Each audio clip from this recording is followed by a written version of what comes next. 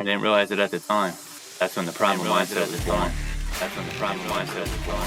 That's when the primal mindset was born.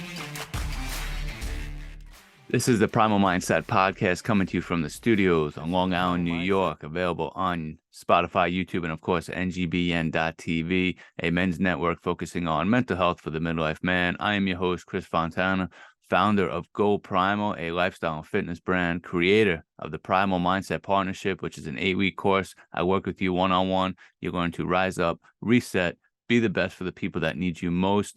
Head to goprimalusa.com, go to the coaching section. Let's set up a free discovery call. And if you use RiseUp15, you can get 15% off the entire website, including the Mindset Partnership. So, all right. So check that out. Before we get to today's show, I want to just give a shout out to the sponsors.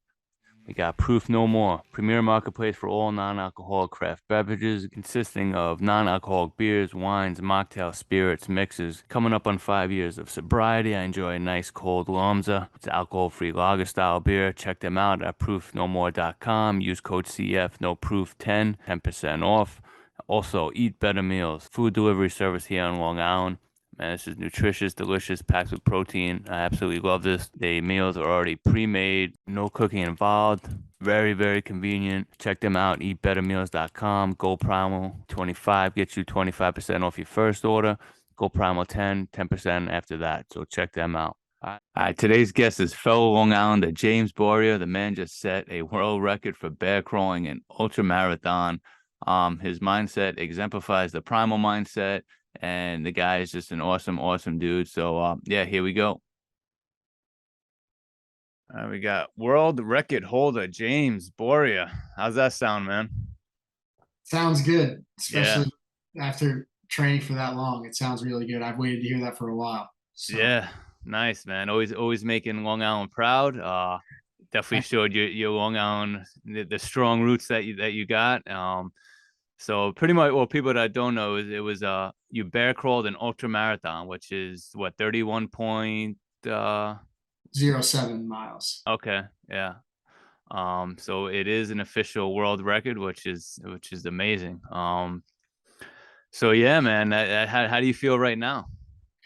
I feel good. I didn't think I was going to recover this fast. Yeah. It's more just like nagging injuries, like some nerve damage in my fingers and my hands. I still can't feel a couple fingers. Some toes go here and there.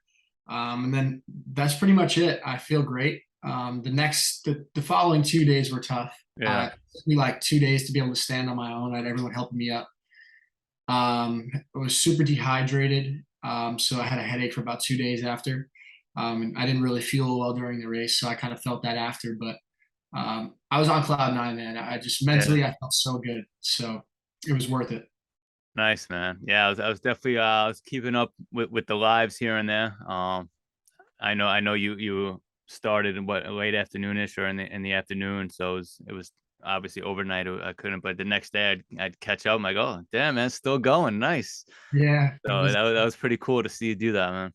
Thank you. Yeah, it was a very interesting 24 hours. It didn't feel like 24 hours when I was doing it. It felt a lot quicker. There was times when I was training and I would just think about how long I was actually going to be out there for. And I would train in the mornings from like 8 a.m. to say like 1 in the afternoon. And then I would go about my day, wake up, do the same thing. And then 1 o'clock would hit and I'd be like, technically, I would just be finishing up that 24-hour race. Yeah. So it didn't feel that long but during training, I was like, I don't know how the hell I'm going to do it. Yeah. So just to kind of give the audience a little bit, perspective on this, how long or when did you actually start training for this? Because I know you kind of like when you first started talking about it, it was almost like you were kidding around a little bit, and then it just kind of like snowballed from there. So when did you actually really start? Like, all right, I got to start training for this. How long was that? Yeah, so I started training in June of 2021, so about 16 months ago. And I didn't plan to give myself 16 months. It took me a while to believe that I was fully capable of actually doing the event. So one of my goals was to have a world record by the time I was 23. So I was 23, or I was 22 at that time in June. And I said, well, I turned 24 on October 12th, so about a week ago or a couple days ago. So I Nice. said, Happy what's the, birthday. thank you. So I just said, what's the, first Saturday before my or the last Saturday before my birthday. Yeah. Um, and it was October 7th. So I was like, that's the date I'm going to do it. And then I'm going to give myself as much time as I possibly could to train. So I started training in June and then went all the way through till just recently. Nice. And how many hours a day would you actually train? Was it like you said from like 8 in the morning to 1 in the afternoon of constant just like bear crawling, or did you have other like ways to kind of train your body a little bit? Yeah. So the interesting thing about this process was there's no blueprint to bear crawl a marathon. You can't Yeah. Google it online. There's only one person that's done it before. Now there's two. It's me and some other guy, Devin. But you can't look it up. So a lot of my training was very different. In the beginning, I again didn't really believe in myself, so I wanted to just continue to prove to myself that I was able to do it. So I would do, um, you know, about a mile to 3 miles during the week, and then I would do like 5 or plus miles on the weekends. I did that for about 2 months. Kind of hit a wall. I burnt myself out, and then in the middle, so say around like January to almost April, I barely did any bear crawling. I just did cross training, Hmm. and I would bear crawl every 10 weeks. I would do a longer bear crawl. So in that time frame, I did a half marathon and a 15-mile bear crawl. Okay. But those days in between, I would just do 2 to 3 hour cross training sessions with an hour lift, um, and then I would do like cardio bike for another hour or so, just to kind of build my aerobic base. And then once I got closer to the race, I started to get very bear crawl specific, which was the hardest part of my training, where I was out there for about my lightest day was about 6 hours, and my longest day was about 10 to 11 hours. Yeah. Just straight like bear crawling, or was it breaking it up a little bit, or Yeah, so the main goal of the last training block was to just accumulate volume. So I wasn't really focused on constantly bear crawling for the amount of time that I was out there. It was more just getting my mind ready to go through something that took so long, but also just get my body prepared, practice what I was going to eat, how I was going to fuel. So I Mhm. would just do, I would go out there and I would say, I'm going to go for 6 hours today, but I'm going to do 1.3 miles on the hour for 6 hours. And then I would go a mile and a third. And if I had 20 minutes to rest, I would take 20 minutes to rest on that hour and then just repeat that, rinse and repeat for however many hours I was out there, whether it was 6, 8, or 10 hours. Yeah. Nice. And you said like during training your longest was 15 miles or so, about that. So at any point did you do when you were doing the 15 miles, you're like, how the fuck am I gonna do double this? It's Yeah, there was a moment, and it was actually I had that moment where I was like, how am I going to do 15 more miles? But then I had that moment that I was like, I'm never going to be this close again, so I'm going to finish it because I don't want yeah, to have this whole first 15 again. yeah, But I kept telling myself, I was like, please don't let this be a dream. Like, please let this be real, because I can't do another 15 miles again. Like, if I had to wake up tomorrow and do it again, there was no way I could have done it. right. So it was a concern, but it was more of a precautionary measure because bear crawling 15 miles, it takes you about 10 hours roughly. That's a lot on your body to do. That's, if you look at the time it takes people to run marathons, that's a little more than 2 marathons. Yeah. Somebody runs a 4 hour marathon. So people rest for a couple days after they do a marathon. And then you're bear crawling 15 miles. It takes a lot. It takes a toll on your body. I bet. Uh, yeah. So I wasn't really, I was trying to get the best bang for my buck with training. So it didn't make sense to do 15 miles and then rest and then another 10, or it just made more sense to just do small chunks every single day. And then every Right. 10 days do a big one where I could kind of just test where my body was at. Yeah. Yeah, it makes sense. So and I know you had obviously like during the crawl, you definitely had a team with you of supporters and people helping you out. During training, did you have a team with you to kind of help you stay consistent with it, or it was just basically it was just you? Yeah, so I had some supporters just outside the realm. My mindset coach, or he's really a life coach, Joe Rinaldi. He would kind of help me troubleshoot some training ideas where he didn't program what I was doing, but I would go to him and say, look, I'm burnt out. I think maybe I could pull back from bear crawling. And this is my plan. And he would say, okay, I like this. Maybe we should do this instead. So he kind of guided me through that. Mm-hmm. I did have a strength coach, two strength coaches through this process, that would do my lifting, because it got to a point where I was focusing so much on the logistical end of the bear crawl, the team, and mapping the route and all this other stuff that goes into it, content, and then actually training bear crawling 3-4 hours a day. I didn't really want to program my own lifts.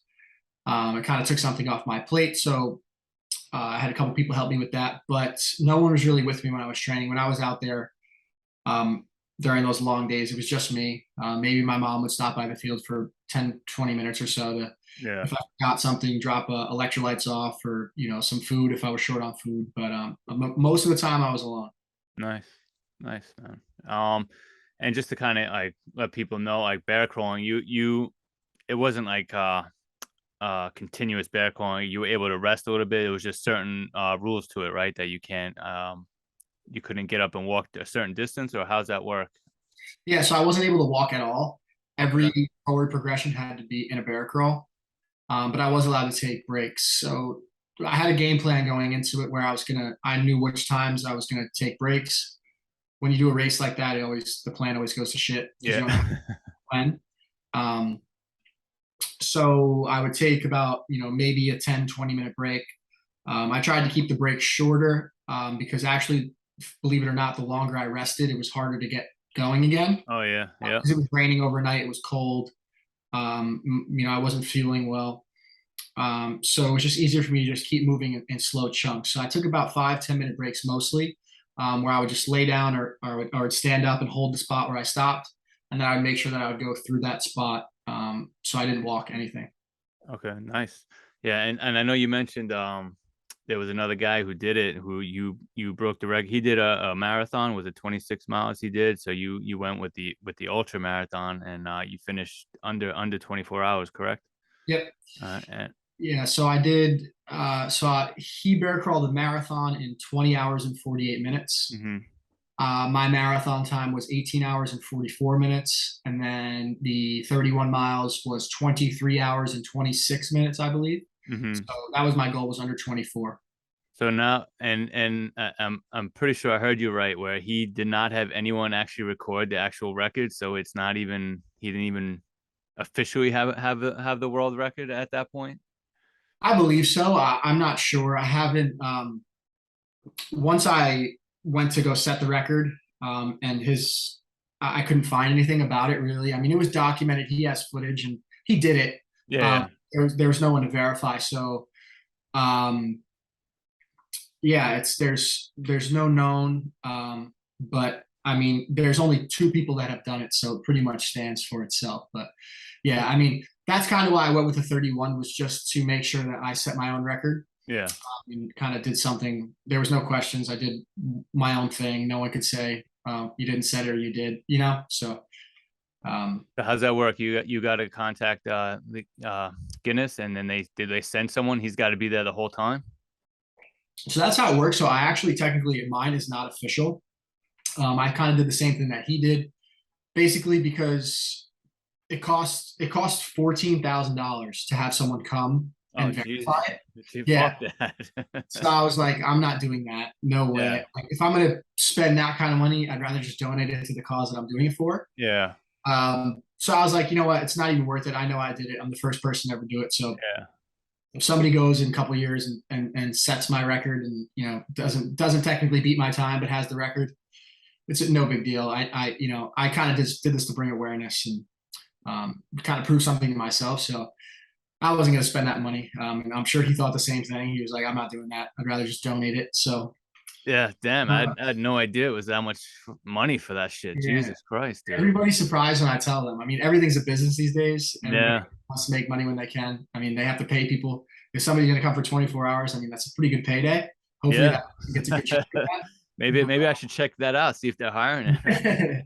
I might go with you, Yeah, man. right. So yeah, it kind of leads me into this, like the cause and why you did this. I definitely can relate to it. So let's just kind of talk into that a little bit, and why you did this. Yeah. So, I go back to my background, collegiate athlete. I've baseball at Franklin Pierce University, which is Division II. It's located in New Hampshire. And my athletic path was not a rare one. I think a lot of people go through the same thing that I did, and that's kind of why I chose to do it for athlete mental health and the hidden opponent. They're a great nonprofit. They're like just a startup, really, and they're on a really good mission to just bring awareness to athlete mental health, specifically student athletes. But I had a very good drive when I was a young kid.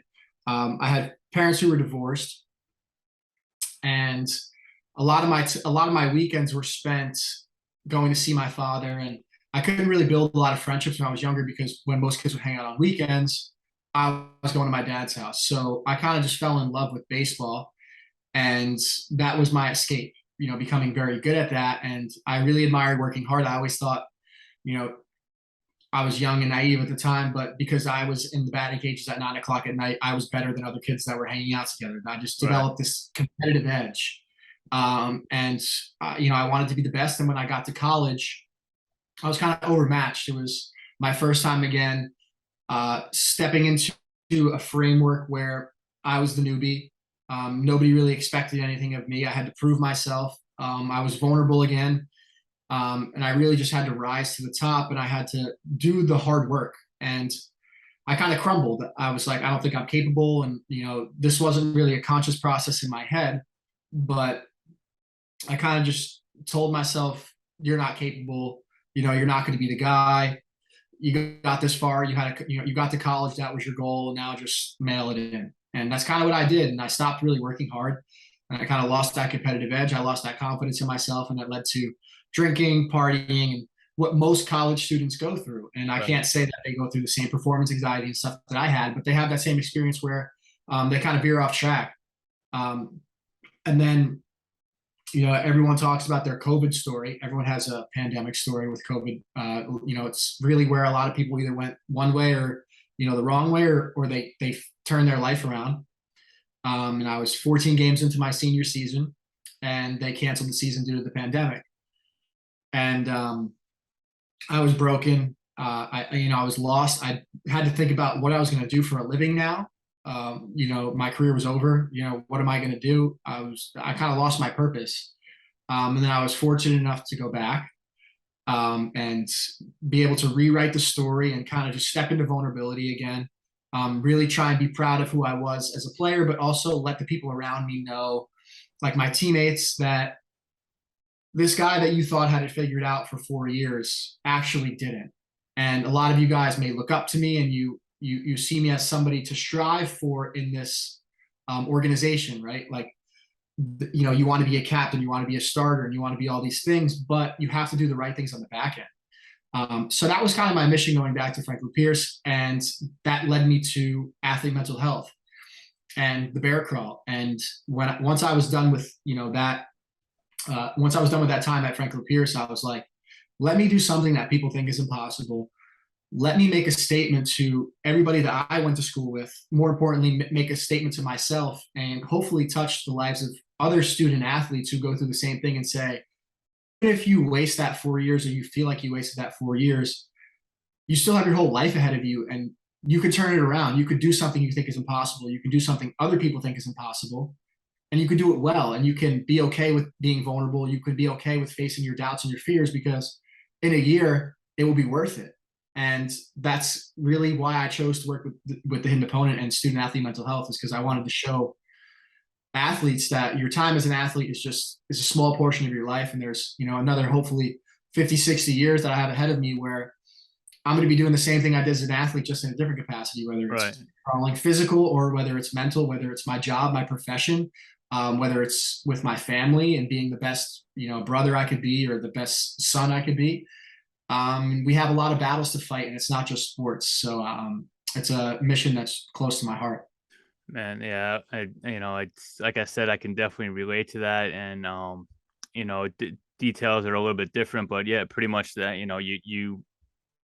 The partying, the drinking, just letting myself go, and just it got to the point where it was like I need to do something for myself, and like just it was it got to the point where it was like, man, just kind of learning how to love myself again, and making, like, if you know, you want to change yourself, you got to do it, man. You have to do it. And I just slowly started getting better and stronger and overcoming, my adversities and alcoholism and depression and severe panic attacks. And I ended up losing 100 pounds. And like, really, it started out with, like, I just did it for myself. I needed to prove to myself that I can do this, and I can, love myself again. And um, you know, now working with NGBN, it's a TV men's network, and it really focuses on men in their 40s, 50s, and 60s, and the mental health aspect of it. And the guy who started it actually found me on LinkedIn, and he said, I'm starting this network, and he's actually broken some world records of some things. And right now he's going to be the oldest um, college football player. He's in his, mid 50s, and No he, way. and, he, and he's going as the long snapper, because in college, you don't the long snappers, they don't get hit, so they don't have to block anyone. So um and so he's all about, breaking world records and everything for men's mental health, and it just, I kind of like found a home with him. And we actually have our first men's virtual conference coming up in December. We're gonna have a panel and just like a 5 hour conference, talking about all different types of mental health issues for men, and different aspects. And so, like I said, I can definitely, relate to that. And I'm glad you were able to prove to yourself that you can do it, and bring awareness to everything.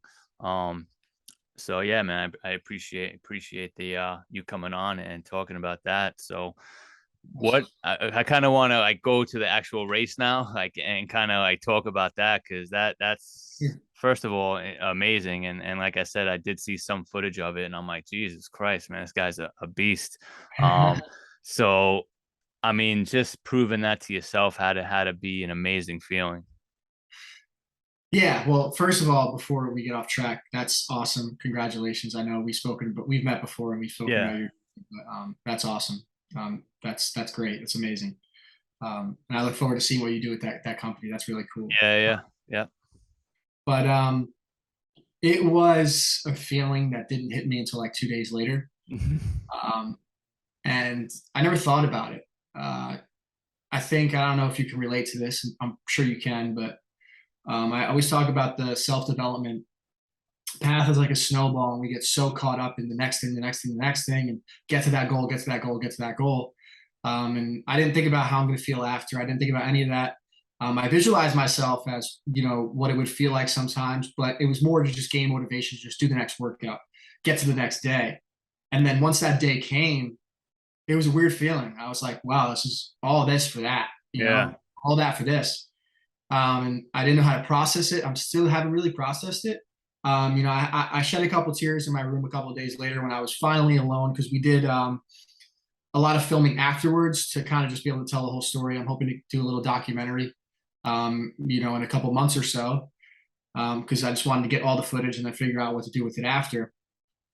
But yeah, I sat in my room after, and I was just like, holy shit, man, this has been a long, long ride. Like, I never thought I would get here. It was like you said in the beginning, I always joked around with it at first, and I just put the idea out there. And to see it all, and to just see myself as someone that, I'm very thankful for the kid back then that just said, I'm going to do this and I'm not going to care what anyone thinks. And I'm just in love with this idea, and I'm going to see it through regardless, regardless of what friends I lose, regardless of what people say, regardless if anyone even acknowledges what I'm doing, I'm going to do this. And then to be that kid, sit there as that kid that I visualized, was a crazy feeling. I cried my eyes out, to be Yeah, honest. yeah. So how now, at any point during the race, were you like, I can't do this, or that didn't really kind of cross your mind? You just said, I'm gonna do it, and I don't give a fuck how long it takes, but I'm gonna do it. Yeah, so that was always the mentality. The mentality was always like, I don't care. I'm gonna leave. I'm gonna die before I don't finish this. I've come all this way. I'm only 24 hours away from doing what I said I was gonna do. I'm finishing this. Yeah, But I'd be lying to you if I said there wasn't moments in that crawl where I was like, oh shit, I don't know how I'm going to do this. It was never a question of, am I going to be able to do this? just how. Yeah, it was just how I was finding a way. It was a lot of twists and turns, a lot of pivoting. A lot of relying on my team that was around me. They were incredible. They were helping with whatever I needed, making sure I was eating enough, making sure I was taking Advil every like 2 hours. Whether they were trying to keep me warm, they just gave me everything that I needed. Mm-hmm. So I knew I would get there, and I knew I'd figure it out. There was a point in time when I crossed the Brooklyn Bridge where I got super sick when I crossed the bridge, and I relate to it as like this movie scene where I don't know if you ever you watch a movie and somebody seems like delusional and like everything around them is just blurry and like everybody's running by and the city cars are going by honking, everyone's yelling, Yeah. and you're just in your brain, you're like, what is going on right now? And I was nauseous, I was dizzy, I had tunnel vision, and that whole scene was kind of playing out for me. And I sat there and I was like, oh my God, maybe I didn't train enough. Maybe Yeah. I should have done more. I should have done this. I didn't eat enough. This is over. And then I kind of like got myself together and I was like, well, it's not over yet. And my team kind of like put some perspective in me where they were just like, we're still ahead. We implemented blocks overnight where we were going to take breaks. So you have enough time. Let's get together now. Let's figure it out and then we'll move. But yeah, there was multiple miles. I remember vividly mile 7, mile 11, and then miles 26 to 31. I knew I was going to finish because I was really close, but Yeah. were the hardest miles I've ever done in my life. So it seemed to go in like 2 hour intervals. Like 2 hours, I was really, really good and I felt great and I was moving very fast. Mm-hmm. And the next 2 hours, I was like really down. Everybody was quiet. Everyone knew I was hurting. And I had my doubts, and they would go up and it would go down, and then we just rode that out to the end. Yeah. How long was like, or what was your longest break that you would take? 25 minutes. So right after I got over the Brooklyn Bridge, I was thrown up about 20 times. I wouldn't stop crawling. I would just lift up a hand and throw up and then keep crawling. And then we got to, I think, mile 10 or 11, not sure. 9 to 11. I forget which mile it was. It's kind of really all blurred to me. Uh-huh. But we were by the river, and we took a 25-minute break. And we had about 2 more 30 to 40-minute breaks looped in for that night. And after that break, couldn't stop shivering. I was freezing. Everything hurt. And I said to Joe Rinaldi, my pacer, I was like, dude, we can't take these breaks. We can't take 25-minute breaks again. I can't get cold because Yeah. this is really hard to get going now and get in a rhythm.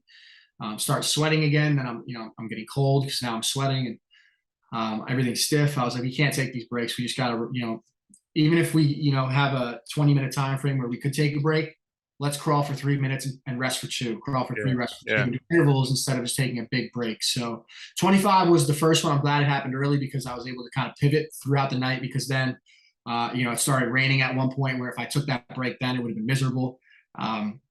So 25 minutes and then about 5 to 10 minutes for the rest of the night. So you pretty much were coming up with this game plan as the race unfolded. Obviously, I mean, I'm sure you had a plan going in, but that kind of probably went out the window after that first break. And you're like, dude, fuck that, I can't be doing that again. And you kind of have to make adjustments along the way, as we do in life. So that's definitely a good lesson right there. 100%. It was beautiful chaos. I like that, beautiful chaos. It was beautiful chaos. I was the guy that trained every day out there. I was doing it, so I lived it. And early on during training, I had to accept the fact that when you have a goal and you're uncertain of how you're going to accomplish it, it's easier to start to just believe in your ability to get there than to try and overanalyze and plan. Yeah. So I was completely fine going into it saying, I don't care what happens. I don't care what food I eat. I don't care what streets we're on. I don't care what happens. As long as I get there, that's all I care about. I don't care. We had a support car that was trying to go through the city to find us. It lost us for the majority of the night. And that's a tough job to have. Yeah. But that didn't bother me because I didn't plan for that. I didn't expect that stuff. And I tried to preach that to everybody beforehand. I said, look, I'm okay with knowing that this is not going to go as planned. You can't plan for something like this. I've done this for 16 months now, and I still don't know the best plan. So you guys are not going to know what to do. I picked every single one of you because I believe in your ability to figure it out. I have this phrase, and I call figure it out, and everybody has figure it out. All you got to do is just, a problem that's presented with you, figure it out. Right. I'm presented with a problem. I'll figure it out. If you figure it out, we'll be great. And then we were just able to look back on it and say, wow, remember when we did this? Remember when we did that? Remember when this happened? We were going to do this, but then we did this instead.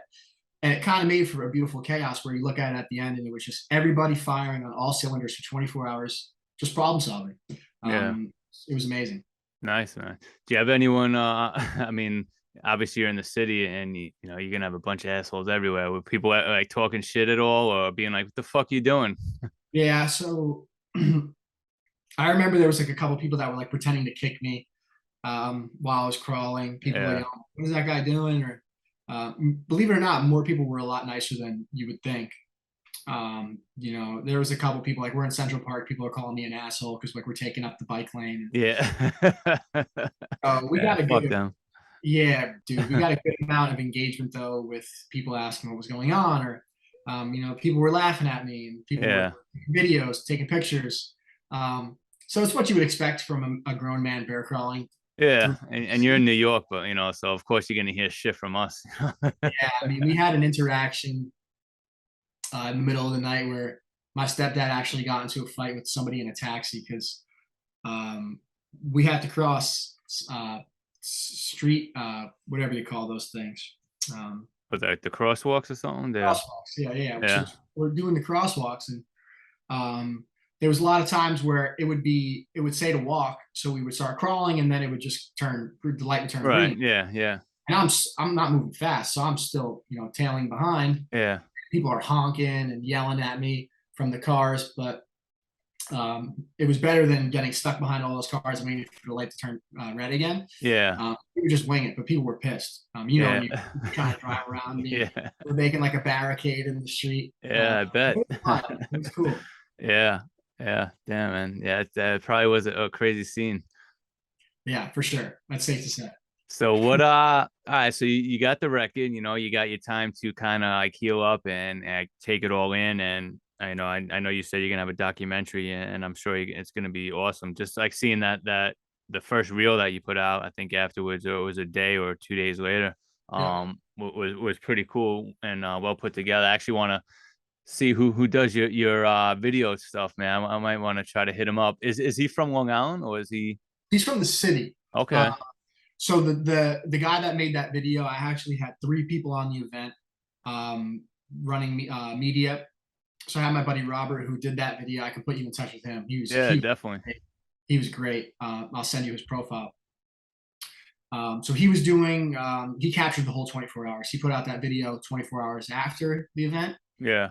And then I have a YouTube video that's coming out this week or probably next week because he's still working on it. But so I had Robert doing that stuff, which was capturing the whole event. And then I hired another videographer and a photographer who was taking videos, taking photos, except for certain landmarks where I wanted him to capture rest periods and just different interactions.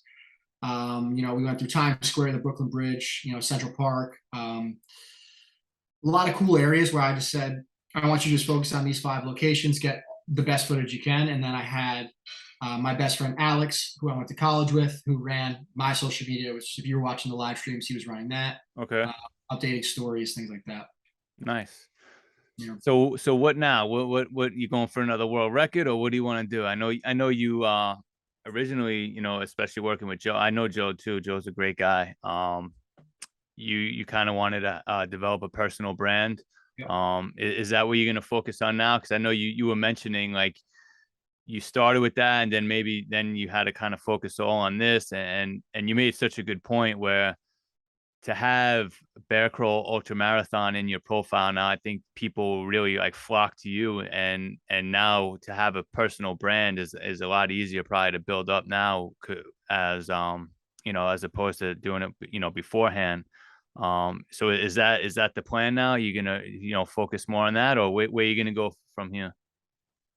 Yeah. So this past year took a lot out of me. It was a lot physically. but it was even more mentally.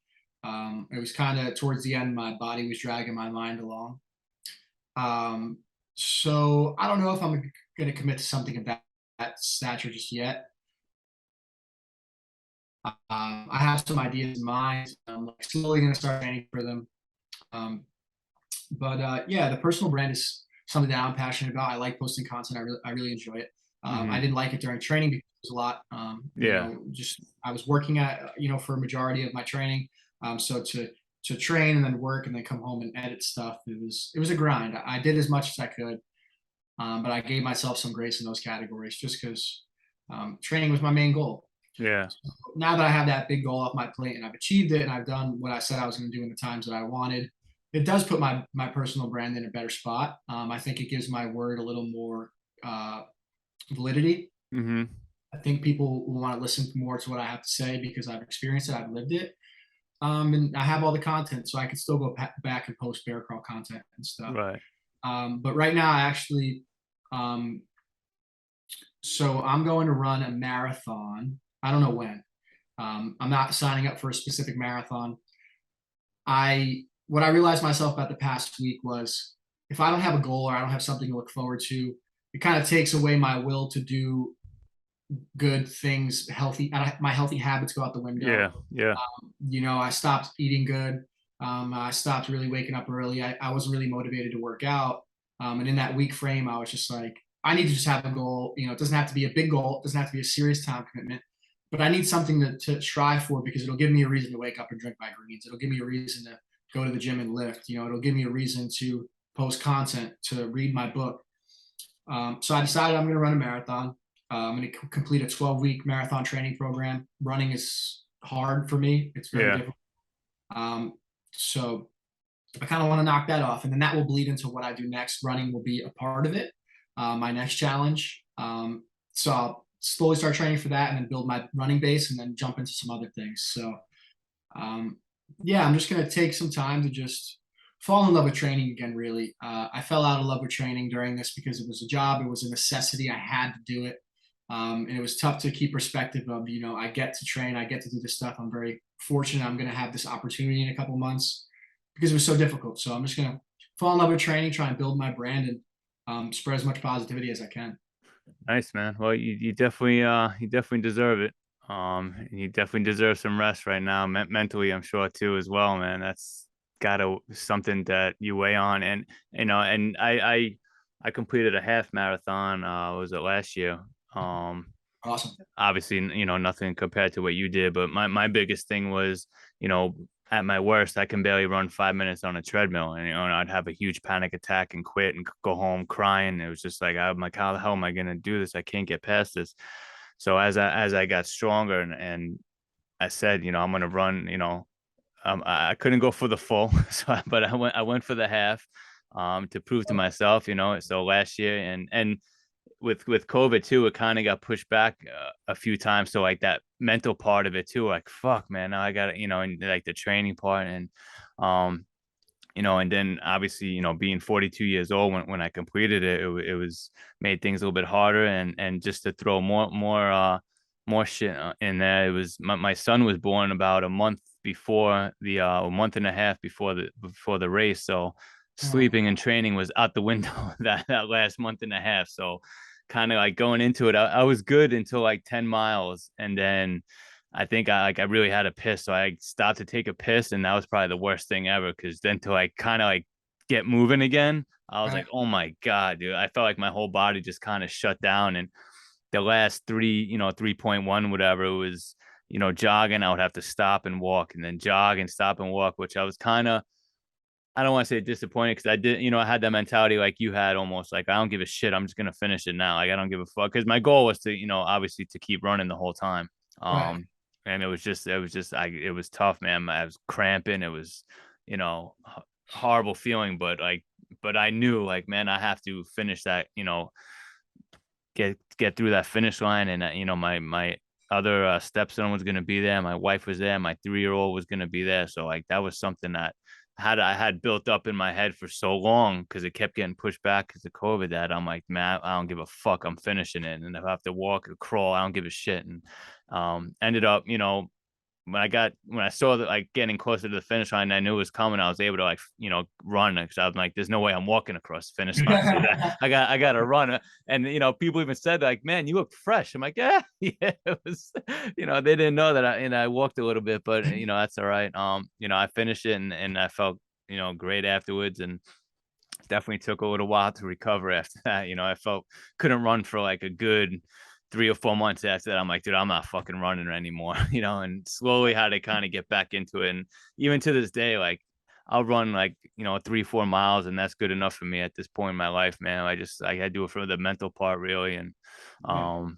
yeah, so that's my little half marathon story. So it's That's awesome, dude. That for how old did you say you were? 40. I was 42 and I'm 43 now, but when I did the race, it was 42. So it was No joke, dude. it was That's it was it was it was a lot. It was crazy, and 42 was a big perspective year for me because my dad was 42 when he passed away. I was only 13. So um when you're that young, like your parent, like they seem old to you, So I always thought he was old. And then right. when I turned 42, I'm like, I can't believe how young he was, And like it just was such a different. Like I always felt cheated, growing up without a dad, and it was always, I don't want to say it was always about me, me, me, me, but like you kind of looked at it that way. Like I didn't never realized how young he was and how much he got cheated out in life, And so yeah, Yeah. 42 was a big year, and it was kind of fitting that it got pushed back from COVID, and actually finish a race at 42 instead of 41 or 40 whenever it was supposed to happen. So it felt good. That's awesome, man. That's so cool. Good for you. Yeah, That's thank awesome. you, man. Appreciate It it. was nice So at that finish line. I know how that felt. I had a crazy interaction with my little brother. I didn't expect him to start crying when I yeah. finished. To see your kids and stuff at the finish line, your wife, that's awesome. That's really Yeah, cool. yeah, man. It was a good moment, a moment that I'll never forget. I'll probably never do again, but I'll never I'll never forget. So Fun is enough, man. You did yeah, it. yeah, yeah. So, but James, I really appreciate you coming on, man, and to be a world record holder is amazing. Like I said, you making Long Island proud being from here. So yeah, it's definitely awesome that you came on, man. Thank you so much for having me. I really appreciate it. It was we'll always chop it up, man. I Yeah, appreciate everything. definitely, man. We'll keep talking. We'll stay in touch, and who knows? Maybe we'll collaborate on something, or even just meet up, man, and hang out a little bit. Let's do it. All right, man. I will talk to you soon. Yes, sir. All right, man. Later. All right, have a good one. All right, you too. If you enjoyed this episode, please hit that subscribe button and get those notifications. Every Tuesday, look for a new episode to drop. And if you enjoyed James's story or want to find out more what he's been doing, check him out on Instagram at james.boria. And if you're interested in the Primal Mindset Partnership, please reach out so you can be the best for the people that need you most. As always, trust your instincts and keep going.